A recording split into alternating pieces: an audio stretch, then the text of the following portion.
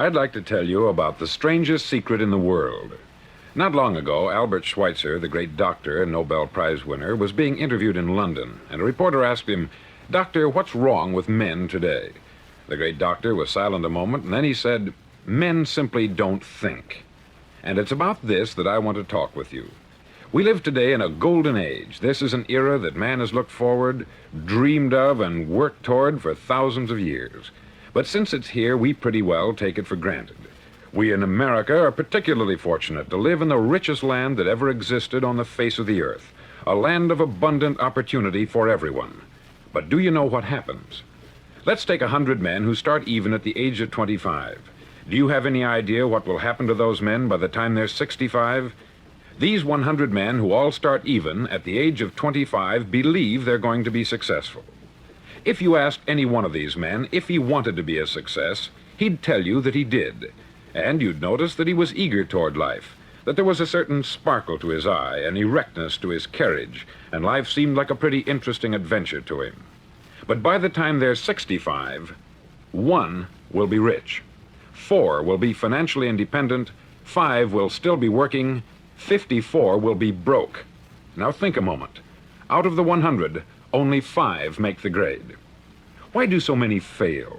What has happened to the sparkle that was there when they were 25? What's become of the dreams, the hopes, the plans? And why is there such a large disparity between what these men intended to do and what they actually accomplished?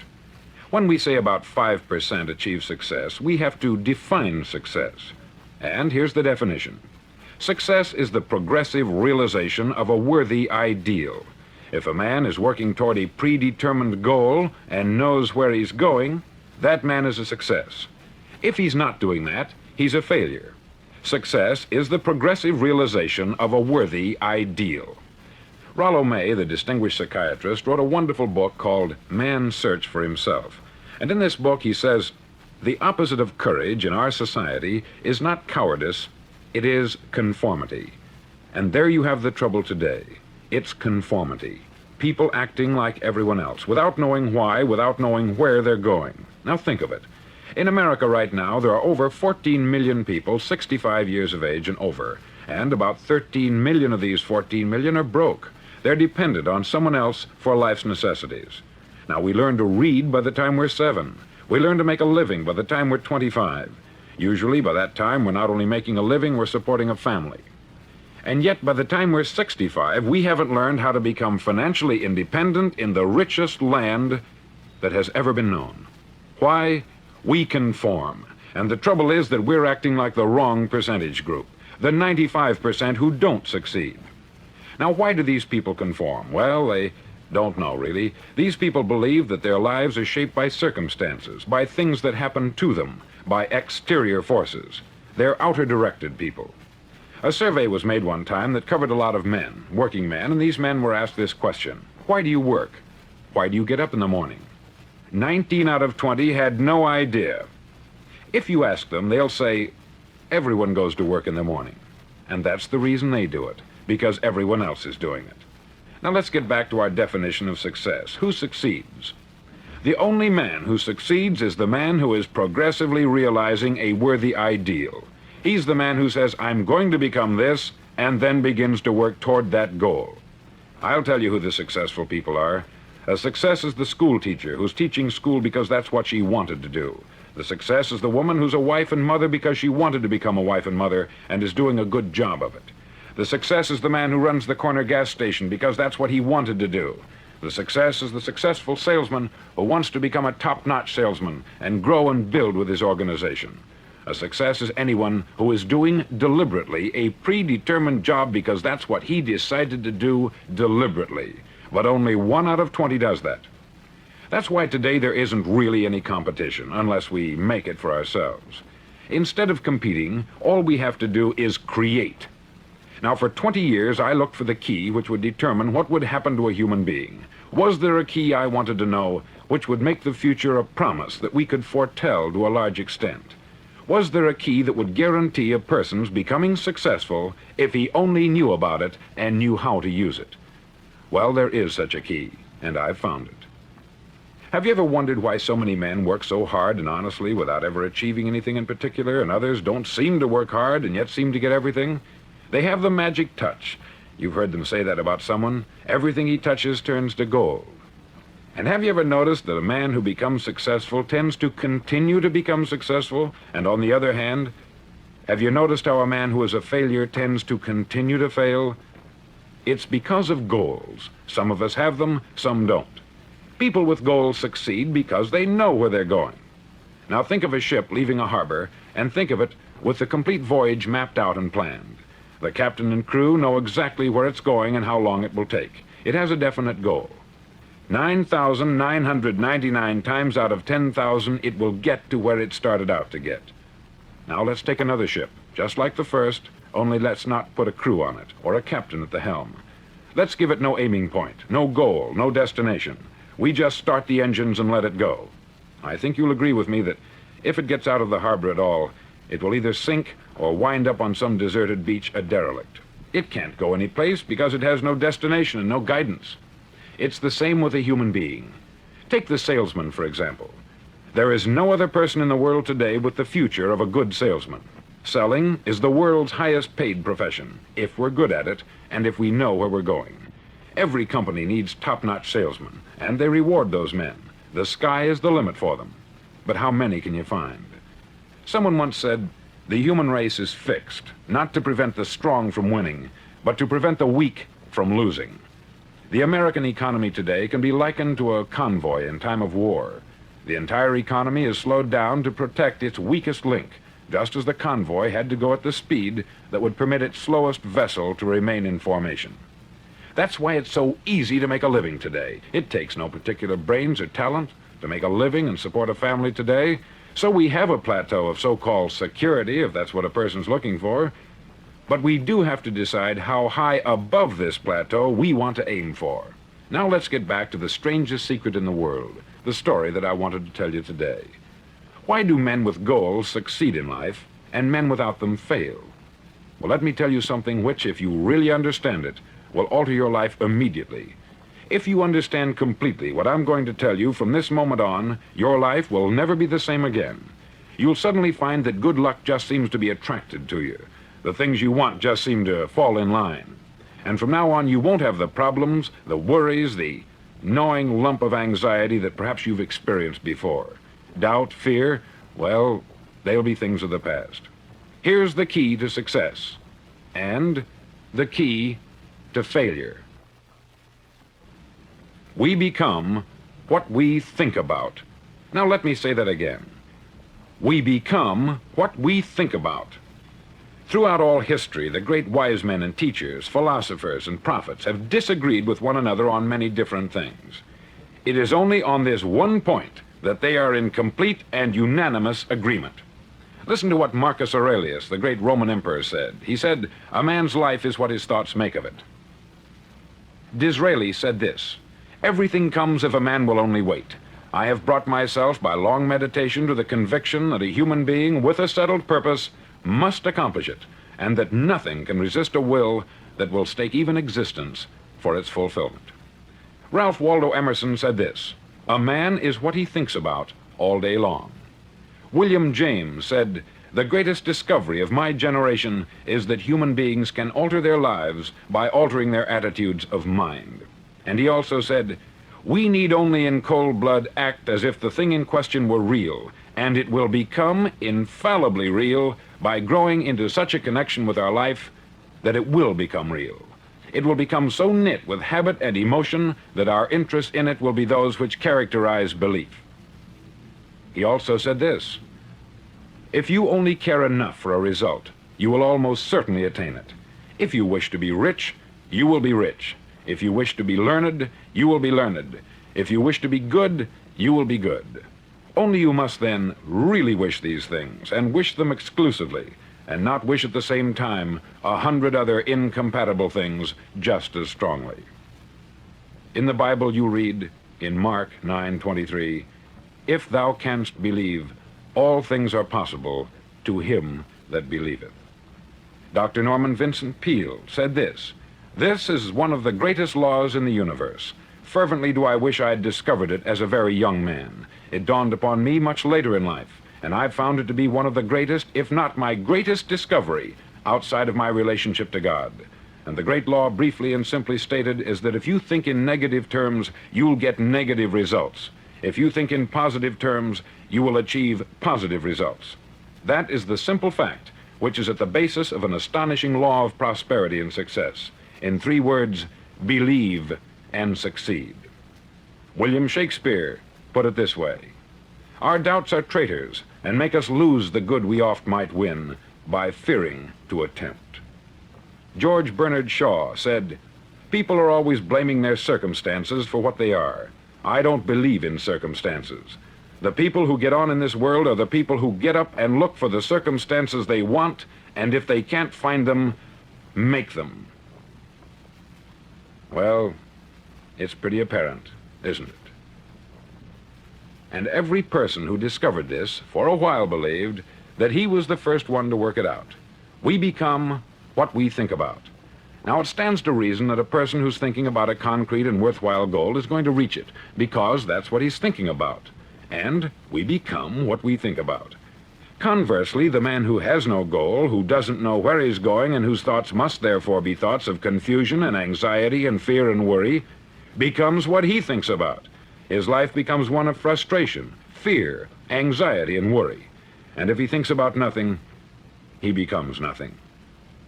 Now, how does it work? Why do we become what we think about? Well, I'll tell you how it works as far as we know. Now, to do this, I want to tell you about a situation that parallels the human mind. Suppose a farmer has some land, and it's good, fertile land. Now, the land gives the farmer a choice. He may plant in that land whatever he chooses. The land doesn't care. It's up to the farmer to make the decision. Now, remember, we're comparing the human mind with the land, because the mind, like the land, doesn't care what you plant in it. It will return what you plant, but it doesn't care what you plant. Now, let's say that the farmer has 2 seeds in his hand. One is a seed of corn, the other is nightshade, a deadly poison. He digs 2 little holes in the earth and he plants both seeds, one corn, the other nightshade. He covers up the holes, waters, and takes care of the land, and what will happen? Invariably, the land will return what is planted. As it's written in the Bible, as ye sow, so shall ye reap. Remember, the land doesn't care. It will return poison in just as wonderful abundance as it will corn. So up come the 2 plants, one corn, one poison. Now, the human mind is far more fertile, far more incredible and mysterious than the land, but it works the same way. It doesn't care what we plant. Success, failure. A concrete, worthwhile goal, or confusion, misunderstanding, fear, anxiety, and so on. But what we plant, it will return to us. You see, the human mind is the last great unexplored continent on the earth. It contains riches beyond our wildest dreams. It will return anything we want to plant. Now, you might say, well, if that's true, why don't people use their minds more? Well, I think they've figured out an answer to that, too. Our mind comes as standard equipment at birth. It's free, and things that are given to us for nothing, we place little value on. Things that we pay money for, we value.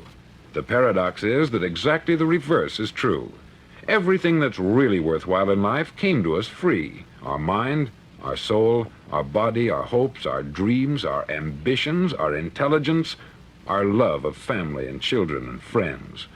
All these priceless possessions are free, but the things that cost us money are actually very cheap and can be replaced at any time.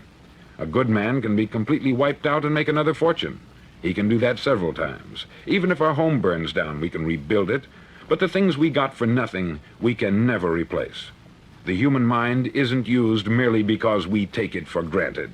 Familiarity breeds contempt.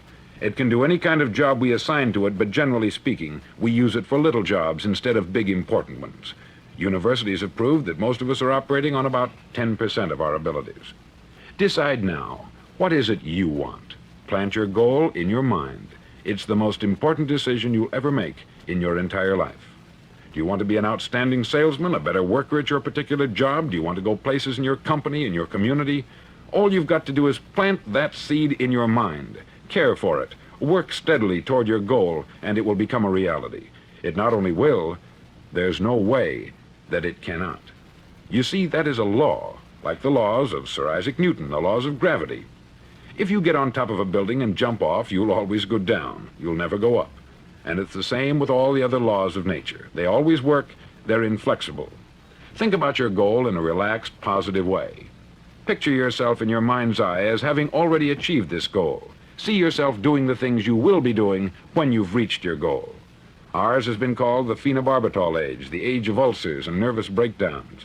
At a time when medical research has raised us to a new plateau of good health and longevity, far too many of us worry ourselves into an early grave trying to cope with things in our own little personal ways, without learning a few great laws that will take care of everything for us. These things we bring on ourselves through our habitual way of thinking. Every one of us is the sum total of his own thoughts. He is where he is because that is exactly where he really wants to be, whether he'll admit that or not. Each of us must live off the fruit of his thoughts in the future, because what you think today and tomorrow, next month and next year, will mold your life and determine your future. You're guided by your mind. I remember one time I was driving through Arizona and I saw one of those giant earth-moving machines roaring along the road at about 35 miles an hour with what looked like 20 tons of dirt in it, a tremendous, incredible machine, and there was a little man perched way up on top with the wheel in his hands guiding it. And as I drove along, I was struck by the similarity of that machine to the human mind. Just suppose you're sitting at the controls of such a vast source of energy. Are you going to sit back and fold your arms and let it run itself into a ditch? Or are you going to keep both hands firmly on the wheel and control and direct this power to a specific, worthwhile purpose? It's up to you. You're in the driver's seat. You see, the very law that gives us success is a two-edged sword. We must control our thinking. The same rule that can lead a man to a life of success, wealth, happiness, and all the things he's ever dreamed of for himself and his family, that very same law can lead him into the gutter. It's all in how he uses it, for good or for bad. This is the strangest secret in the world. Now, why do I say it's strange, and why do I call it a secret? Actually, it isn't a secret at all. It was first promulgated by some of the earliest wise men, and it appears again and again throughout the Bible. But very few people have learned it, understand it. That's why it's strange, and why, for some equally strange reason, it virtually remains a secret. I believe that you could go out and walk down the main street of your town and ask one man after another what the secret of success is, and you probably wouldn't run into one man in a month who could tell you. Now, this information is enormously valuable to us if we really understand it and apply it. It's valuable to us not only for our own lives, but the lives of those around us, our family, employees, associates, and friends. Life should be an exciting adventure. It should never be a bore. A man should live fully, be alive. He should be glad to get out of bed in the morning. He should be doing a job he likes to do because he does it well. One time I heard Grove Patterson make a speech, the editor-in-chief of the Toledo Daily Blade, and as he concluded his speech, he said something that I've never forgotten. He said something like this: "My years in the newspaper business have convinced me of several things. Among them, that people are basically good, and that we came from someplace, and we're going someplace. So we should make our time here an exciting adventure. The architect of the universe didn't build a stairway leading nowhere. And the greatest teacher of all, the carpenter from the plains of Galilee, gave us the secret time and time again. As ye believe, so shall it be done unto you." On side number 1 of this record, I've explained the strangest secret in the world and how it works. Now, on this side, I want to explain how you can prove to yourself the enormous returns possible in your own life by putting this secret to a practical test. I want you to make a test that will last 30 days. Now, it isn't going to be easy. If you'll give it a good try, it will completely change your life for the better. Back in the 17th century, Sir Isaac Newton, the English mathematician and natural philosopher, gave us some natural laws of physics which apply as much to human beings as they do to the movement of bodies in the universe. Now, one of these laws is that for every action, there is an equal and opposite reaction. Simply stated, as it applies to you and me, it means we can achieve nothing without paying the price. The results of your 30-day experiment will be in direct proportion to the effort you put forth. To be a doctor, you must pay the price of long years of difficult study. To be successful in selling, and remember that each of us succeeds to the extent of his ability to sell, selling our families on our ideas, selling education in schools, selling our children on the advantages of living the good and honest life, selling our associates and employees on the importance of being exceptional people, to, of course, the profession of selling itself. But to be successful in selling our way to the good life, we must be willing to pay the price. Now, what is that price? Well, it's many things. First, it's understanding emotionally, as well as intellectually, that we literally become what we think about, that we must control our thoughts if we're to control our lives. It's understanding fully that, as ye sow, so shall ye reap. Secondly, it's cutting away all the fetters from the mind and permitting it to soar as it was divinely designed to do. It's the realization that your limitations are self-imposed, and that the opportunities for you today are enormous beyond belief. It's rising above narrow-minded pettiness and prejudice. Thirdly, to use all your courage to force yourself to think positively on your own problem, to set a definite and clearly defined goal for yourself, to let your marvelous mind think about your goal from all possible angles, to let your imagination speculate freely upon many different possible solutions, to refuse to believe there are any circumstances sufficiently strong to defeat you in the accomplishment of your purpose, to act promptly and decisively when your course is clear, and to keep constantly aware of the fact that you are, at this moment, standing in the middle of your own acre of diamonds, as Russell Conwell used to point out. Fourth, save at least 10% of what you earn. It's also remembering that no matter what your present job, it has enormous possibilities if you're willing to pay the price. Now let's just go over the important points in the price each of us must pay to achieve the wonderful life that can be ours. It is, of course, worth any price. 1, you will become what you think about. 2, remember the word imagination. Let your mind soar. 3, courage. Concentrate on your goal every day. 4, save 10% of what you earn. And action. Ideas are worthless unless we act on them. Now I'll try to outline the 30-day test I want you to make. Now keep in mind that you have nothing to lose by making this test, and everything you could possibly want to gain. There are 2 things that may be said of everyone.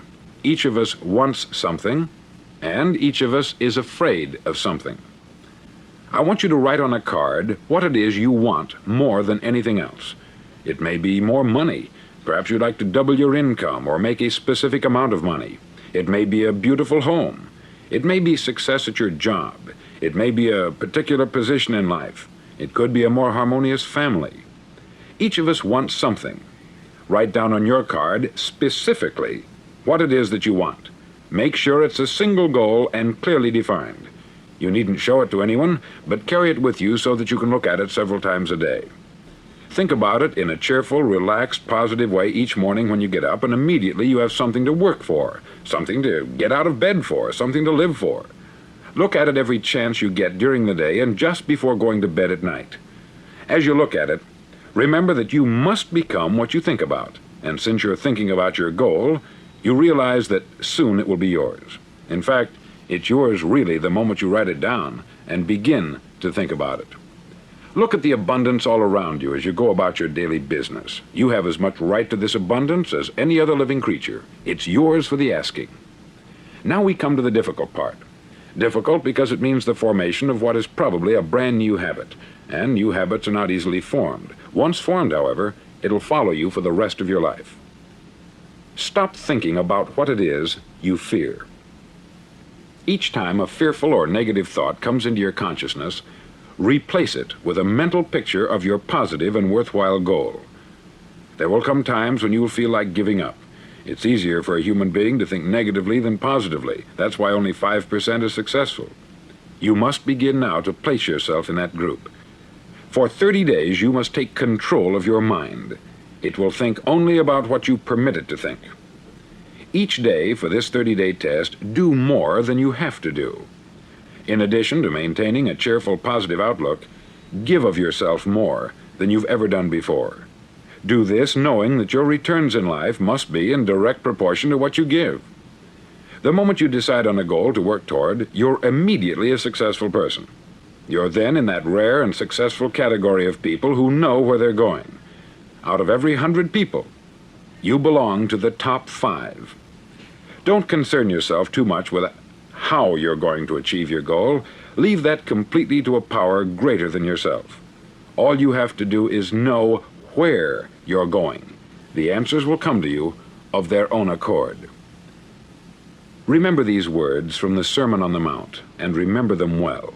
Keep them constantly before you this month of your test.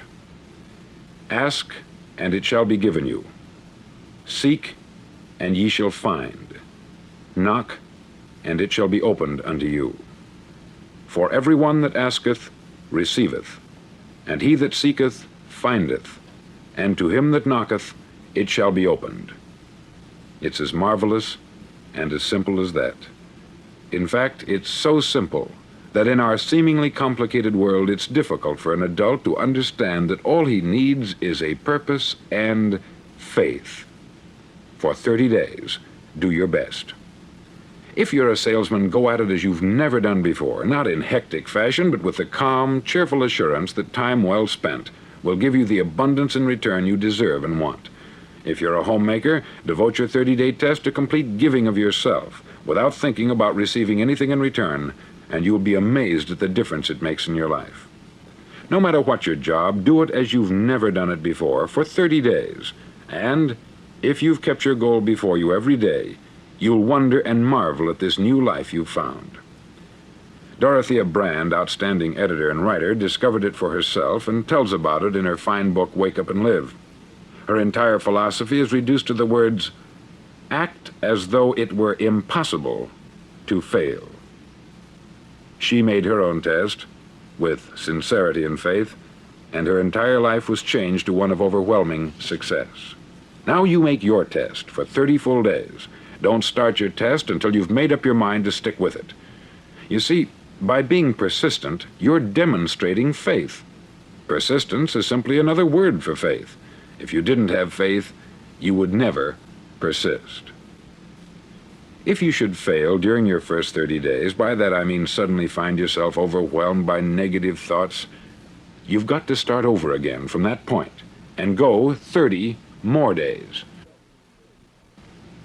Gradually, your new habit will form until you find yourself one of that wonderful minority to whom virtually nothing is impossible. Don't forget the card. It's vitally important as you begin this new way of living. On one side of the card, write your goal, whatever it may be. On the other side, write the words we've quoted from the Sermon on the Mount. Ask, and it shall be given you. Seek, and ye shall find. Knock, and it shall be opened unto you.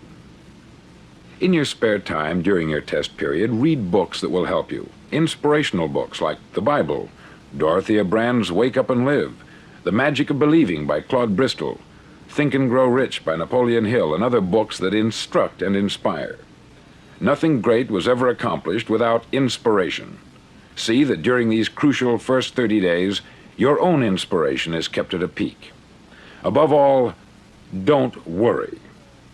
Worry brings fear, and fear is crippling. The only thing that can cause you to worry during your test is trying to do it all yourself. Know that all you have to do is hold your goal before you. Everything else will take care of itself. Remember also to keep calm and cheerful. Calm and cheerful. Don't let petty things annoy you and get you off course. Now, since making this test is difficult, some may say, well, why should I bother? Well, look at the alternative. No one wants to be a failure. No one really wants to be a mediocre individual. No one wants a life constantly filled with worry, fear, and frustration. Therefore, remember that you must reap that which you sow. If you sow negative thoughts, your life will be filled with negative things. If you sow positive thoughts, your life will be cheerful, successful, and positive. Now, gradually, you will have a tendency to forget what you've heard on this record. Play it often. Keep reminding yourself of what you must do to form this new habit. Gather your whole family about and listen to what's been said here at regular intervals. You know, most men will tell you that they want to make money without understanding the law. The only people who make money work in the mint. The rest of us must earn money. This is what causes those who keep looking for something for nothing or a free ride to fail in life. The only way to earn money is by providing people with services or products which are needed and useful. We exchange our product or service for the other man's money. Therefore, the law is that our financial return will be in direct proportion to our service. Success is not the result of making money.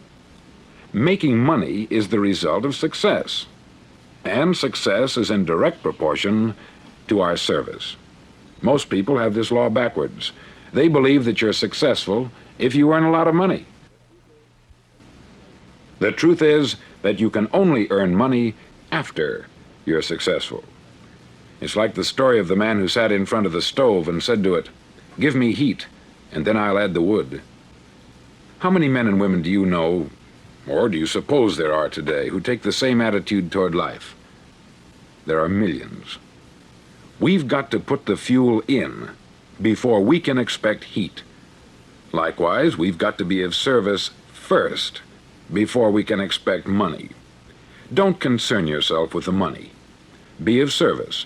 Build, work, dream, create. Do this, and you'll find there's no limit to the prosperity and abundance that will come to you. Prosperity is founded upon a law of mutual exchange. Any person who contributes to prosperity must prosper in turn himself. Sometimes the return will not come from those you serve, but it must come to you from someplace, for that is the law. For every action, there is an equal and opposite reaction. As you go daily through your 30-day test period, remember that your success will always be measured by the quality and quantity of service you render, and money is a yardstick for measuring this service. No man can get rich himself unless he enriches others. There are no exceptions to a law. You can drive down any street in America and from your car estimate the service that's being rendered by the people living on that street. Had you ever thought of this yardstick before? It's interesting. Some, like ministers and priests and other devoted people, measure their returns in the realm of the spiritual, but again, their returns are equal to their service. Once this law is fully understood, any thinking person can tell his own fortune. If he wants more, he must be of more service to those from whom he receives his return. If he wants less, he has only to reduce this service. This is the price you must pay for what you want. If you believe you can enrich yourself by deluding others, you can only end by deluding yourself. It may take some time, but just as surely as you breathe, you'll get back what you put out. Don't ever make the mistake of thinking you can avert this. It's impossible. The prisons and the streets where the lonely walk are filled with people who tried to make new laws just for themselves. We may avoid the laws of man, but there are greater laws that cannot be broken. An outstanding medical doctor recently pointed out 6 steps that will help you realize success. 1, set yourself a definite goal. 2, quit running yourself down. 3, stop thinking of all the reasons why you cannot be successful, and instead think of all the reasons why you can. 4, trace your attitudes back through your childhood and try to discover where you first got the idea you couldn't be a success, if that's the way you've been thinking. 5, change the image you have of yourself by writing out a description of the person you would like to be. And 6, act the part of the successful person you have decided to become. The doctor who wrote those words is a noted West Coast psychiatrist, David Harold Fink, M.D. Do what all the experts since the dawn of recorded history have told you you must do. Pay the price by becoming the person you want to become. It's not nearly as difficult as living unsuccessfully. Make your 30-day test. Then repeat it. Then repeat it again. Each time it will become more a part of you until you'll wonder how you could ever have lived any other way. Live this new way, and the floodgates of abundance will open and pour over you more riches than you may have dreamed existed. Money? Yes, lots of it. But what's more important, you'll have peace. You'll be in that wonderful minority who lead calm, cheerful, successful lives. Start today. You have nothing to lose, but you have a life to win.